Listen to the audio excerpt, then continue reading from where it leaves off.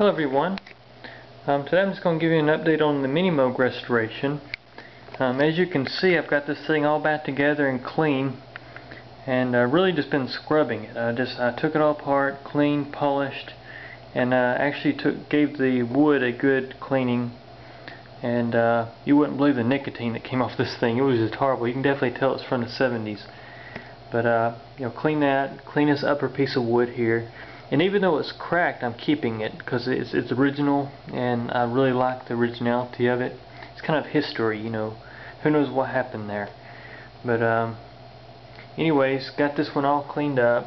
Did put the circuit boards back in it, and just temporarily, because I am going to pull them back out and do some maintenance and some repairs, because I found out oscillator 3 does have issues. The scaling, or sorry, not the scaling, but the range is off by a whole octave, the range switch.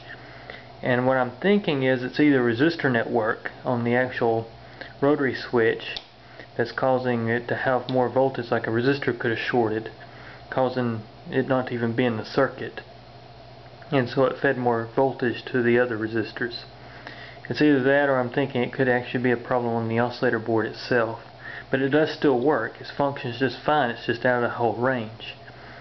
But as you can hear, I did calibrate the oscillators, and you can hear that.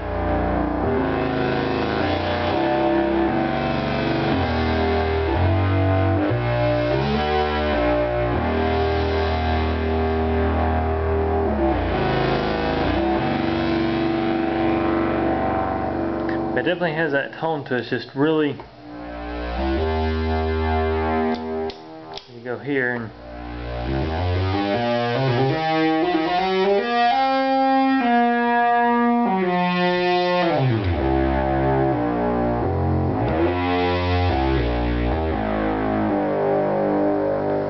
but definitely sounding great. It's definitely a great sounding synth, and you know, it's the Minimoog, so it's got that Minimoog sound.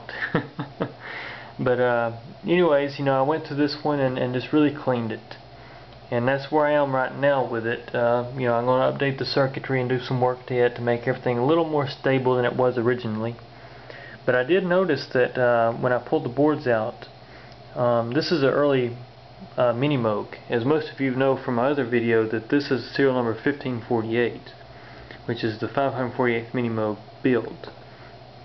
And when I pulled the circuits out, it does have the early oscillators, not the Musonics oscillator design, but the later, you know, Moog oscillator design. And I did pull some boards out, and it does have RA Moog incorporated on them. So I don't know how long the RA Moog name stayed on the circuit boards, but it does say RA Moog on the circuit board. So that's very early, because RA Moog was the first name that Moog used before it became Moog Music. So I thought that was really cool, just to see that on the circuit boards. But you know, it's a fully functional Minimoog now. It does fully function, except for the ranging is off on that one oscillator. And then of course it just needs some maintenance. It's got things on it like rectifier diodes and capacitors for filtering, and a few things I'm just going to replace just to you know, just as some preventive maintenance. And then of course I may go in and replace the trim pots for calibration purposes, because when I was calibrating this thing, I found out just how bad those trimmers are, and they just don't trim very easy, because they're just so old, and they're all over the place. They're not stable at all. But anyways, just thought I'd give you a quick update here. I did replace the power cord. As you remember, I actually put a Moog power cord back on it. It actually had this cord here, which is not factory at all. It's like a lamp cord, and as you can see, it looked pretty tacky there on the Minimoog. But I cleaned the back panel. I did run out of cleaner, so I didn't clean the very back panel here. But I did clean all this. I cleaned all the power jacks there for external accessories, and went through and just really cleaned this thing up. I mean, it was just nasty, It was just really filthy. And you know, 40 years of playing, and I'm sure this thing's been gigged a lot, because it just has a lot of signs of gig wear, you know, where it was out on stage and things. But overall, it's in really good shape. I mean, the keyboard, I didn't have to build any key stops, which was really nice, which is what I had to do on the Minimoog, and that's not a fun job. But you know, I went through and just put new key bushings and everything on the keys, and so now, as you can hear, the keys are nice and quiet versus my first video when I first got this thing. You know, I cleaned the rocker switches, they all function correctly now without any problems.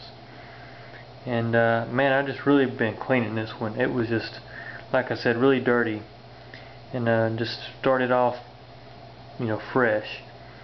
But anyways, just thought I'd give you a quick update here, and I'm sure I'll have more updates as I rebuild the circuitry. And thanks very much for watching. Take care.